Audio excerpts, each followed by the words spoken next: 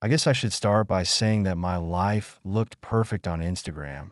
Every weekend, my feed showed beautiful shots of Sarah and me living our best lives in Boston. Fancy brunches at trendy restaurants, weekend trips to Cape Cod, charity galas where we'd pose in designer outfits. That's what happens when you're married to an influencer. Your life becomes content. I'm Mike Thompson, and until last month, I was living what seemed like the millennial dream. I had a successful tech startup that was gaining traction in the AI security space. My wife Sarah had 500,000 Instagram followers who hung on her every post about lifestyle, fashion, and authentic living.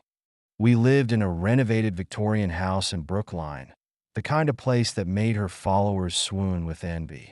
7 years of marriage, and from the outside, we were crushing it. But that's the thing about social media. It only shows what people want you to see.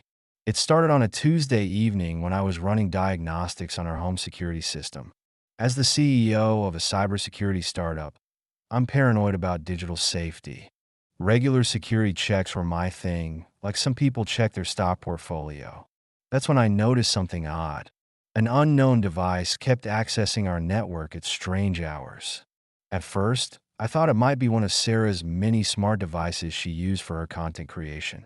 She was always getting sent new gadgets to review, smart mirrors, fitness trackers, even a Wi-Fi enabled water bottle once. But this was different. The device would connect at 2 a.m., stay active for hours, then disappear. I changed our network password, thinking maybe a neighbor had somehow gotten access. Sarah barely looked up from her phone when I gave her the new password. "Thanks, babe," she said, already back to editing her latest reel. The next day, the mysterious device was back. That's when my tech brain kicked into high gear. I started logging the device's activity patterns, looking for clues. It was always active when I had late meetings or business trips. The correlation was too perfect to be coincidental. I didn't want to be that guy, the paranoid husband checking up on his wife. But something felt off, and in my business, ignoring red flags usually meant trouble. One morning, while Sarah was at her weekly hot yoga session, I decided to dig deeper.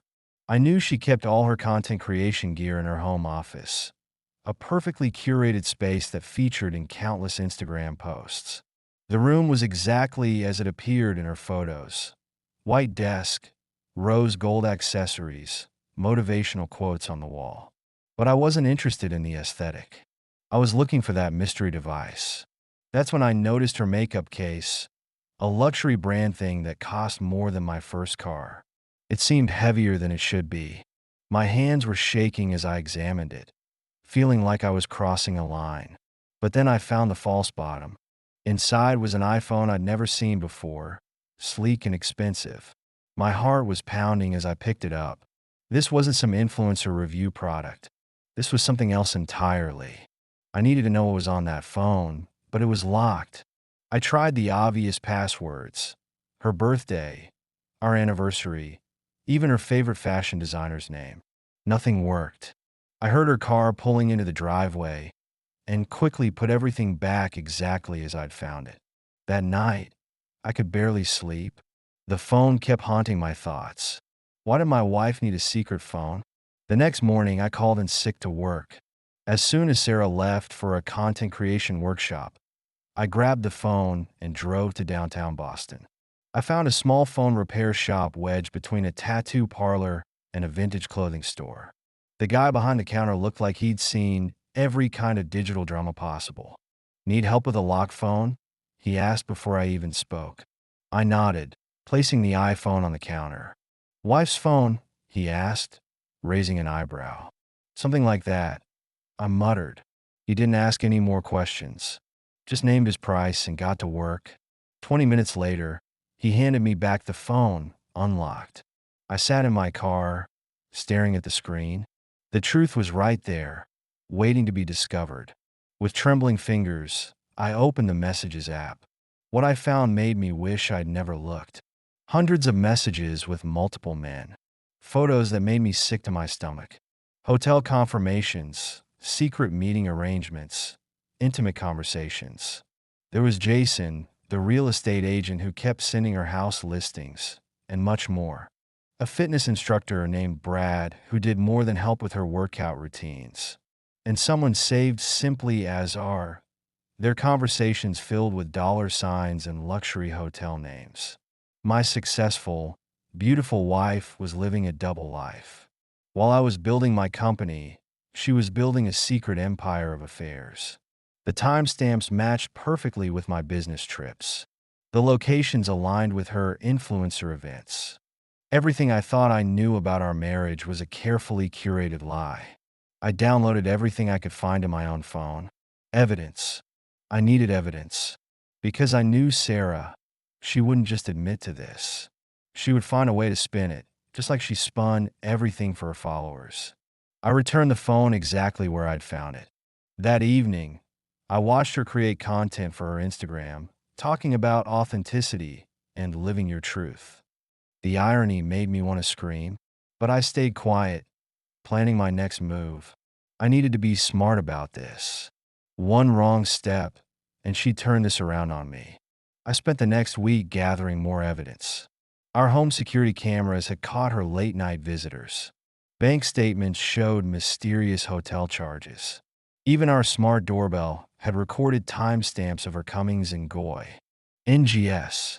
All while her Instagram showed her as the perfect wife, posting about couple goals and building empire together. The facade was perfect, but I had the receipts, literally and figuratively. I decided to confront her during our anniversary dinner. 7 years of marriage deserved at least that much ceremony for its ending. I made reservations at her favorite restaurant, the one she always tagged in her food posts. But Sarah had other plans. She came home early that day, went straight to her office. I heard the scream 10 minutes later.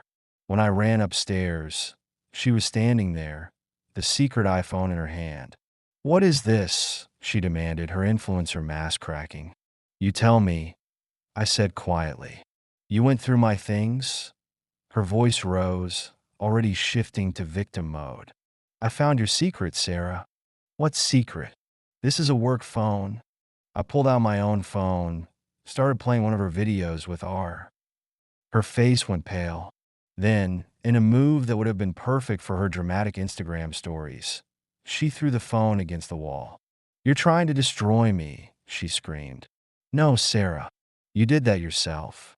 She grabbed her regular phone, fingers flying over the screen. "We'll see about that," she snarled. Within minutes, my phone started buzzing with notifications. Sarah had gone nuclear. Her latest Instagram story was live, tears streaming down her face as she told her followers about her controlling husband, how I stalked her, invaded her privacy, tried to ruin her career. The comments started flooding in. Her army of followers was out for blood. Hashtag cancel Mike started trending locally. My company's investors started calling, concerned about the publicity. Friends texted, asking what was wrong with me. Sarah had turned the tables, just like I knew she would, but she didn't know what I had. Every piece of evidence, safely backed up and ready. The real story was about to come out, and no amount of Instagram filters could make it look pretty. I watched as she packed a bag, still streaming to her followers about escaping toxic relationships. "I'll see you in court," she said, slamming the door. I sat in our empty house, surrounded by the props of our perfect life. The ring light she used for her videos still glowed softly in the corner. Her morning routine coffee mug sat unwashed in the sink. Everything was content. Everything was fake. But the truth was about to get more likes than any of her perfectly staged photos. The war had begun, and for once, the tech guy had the upper hand. I spent the next morning watching my reputation crumble in real time. Sarah's Instagram stories kept coming, each more dramatic than the last. She positioned herself in what looked like an upscale hotel room, perfect lighting catching her tears. Her followers were eating it up. "He tracked my every move," she sobbed to the camera. "He installed cameras everywhere, Moni, toward all my devices." The irony was, those security measures had caught her lies. But her followers didn't care about truth. They wanted drama. My phone wouldn't stop buzzing with hate messages. Even my company's social media accounts were getting flooded. How can you have an abuser as CEO? They demanded. I had to call an emergency board meeting to address the situation. Sitting in my office, facing skeptical investors over Zoom, I felt my world tilting. Mike, we're concerned about the company's image, one investor said carefully. My wife is lying. I replied, keeping my voice steady. She's trying to cover up her own affairs. They shifted uncomfortably in their virtual squares. Do you have proof? Another asked. I nodded. More than you can imagine. But I couldn't release it yet. Timing was everything. After the meeting, I called Claire, the best divorce attorney in Boston. She agreed to see me immediately. Her office was nothing like Sarah's Instagram-worthy spaces.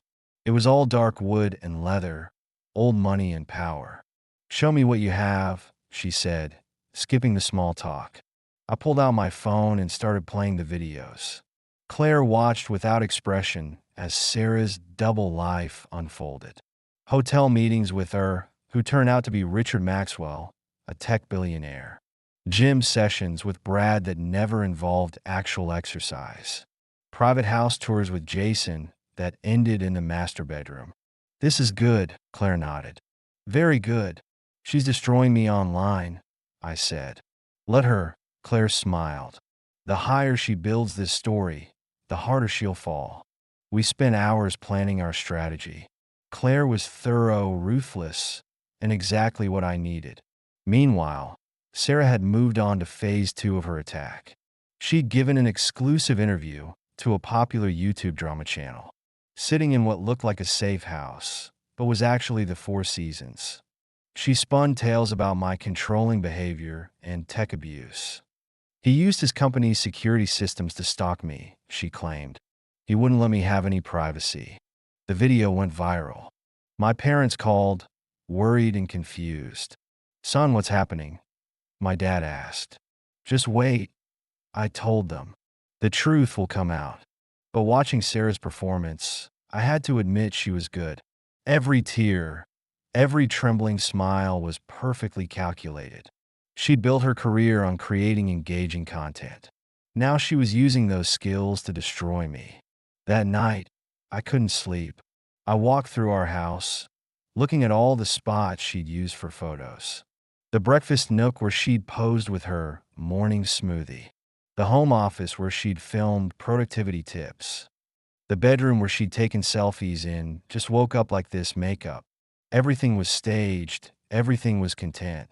Even our marriage had been just another backdrop for her brand. The next morning, I got a text from an unknown number.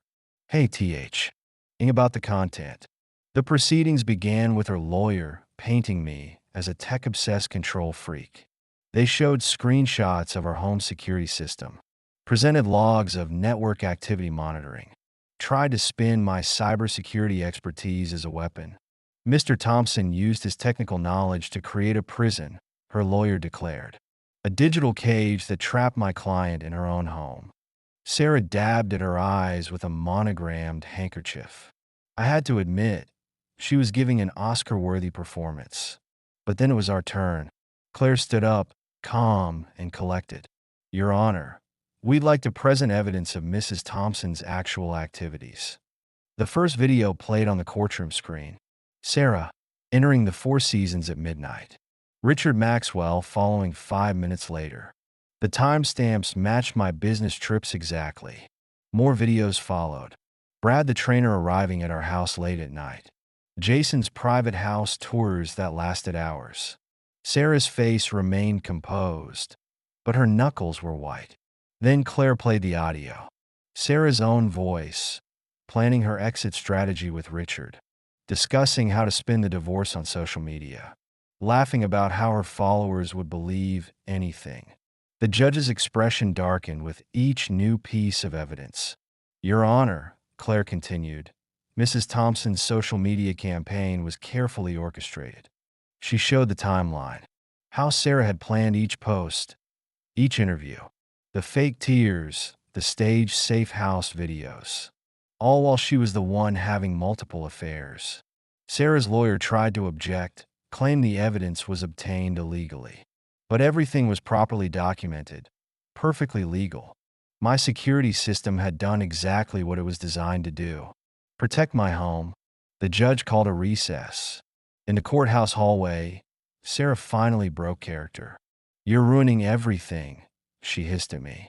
"You ruined it yourself," I replied. "Richard was going to leave his wife for me," she snapped. "We had plans." I almost laughed at the irony. "How's that working out?" Her face twisted with rage. She grabbed her phone, probably planning another tearful story. But her lawyer stopped her. "Not another post," he warned. "Not one word." When court resumed, the judge had seen enough. "Mrs. Thompson," he began, "your actions show a disturbing pattern. Not only did you commit adultery with multiple partners, you then attempted to destroy your husband's reputation and career." Sarah started to speak, but he cut her off. "The court finds your social media campaign particularly troubling. Using your influence to spread false accusations is reprehensible." The judgment was swift and decisive. I was granted a favorable divorce settlement. Sarah's claims were dismissed. She was ordered to retract her accusations publicly. And then came the final blow. Furthermore, the judge continued, "Mr. Thompson is awarded damages for defamation and emotional distress." Sarah's perfect mask finally cracked. Tears, real ones this time, streaked her makeup. Outside the courthouse, reporters were waiting. Sarah pushed past them, ignoring their questions. Her perfect story had fallen apart. Reality had gotten more likes than her carefully curated lies. That evening, I sat alone in my home office. My phone was quiet for the first time in weeks. Sarah's last Instagram story had been a terse retraction. Her followers were jumping ship, moving on to the next drama. Richard Maxwell had blocked her number. The brands were canceling their partnerships. Her influence was evaporating like morning dew. I opened my laptop and started writing an email to my company's board. The truth had prevailed. My reputation would recover. The startup was already getting positive press for handling the crisis well. As I typed, I glanced at the wall where Sarah used to film her content. The ring light was gone, the backdrop stripped away. All that remained was reality. Raw, unfiltered, true. I thought about deleting our wedding photos, but decided to keep them as a reminder. Not everything that looks perfect on Instagram is real. Not every story needs a filter. Sometimes the truth is enough. I closed my laptop and walked to the window. Boston's skyline glittered in the distance. Tomorrow I would start rebuilding. But tonight I just stood there, watching the real world unfold. No staging, no perfect angles. Just life, moving forward, one unfiltered moment at a time.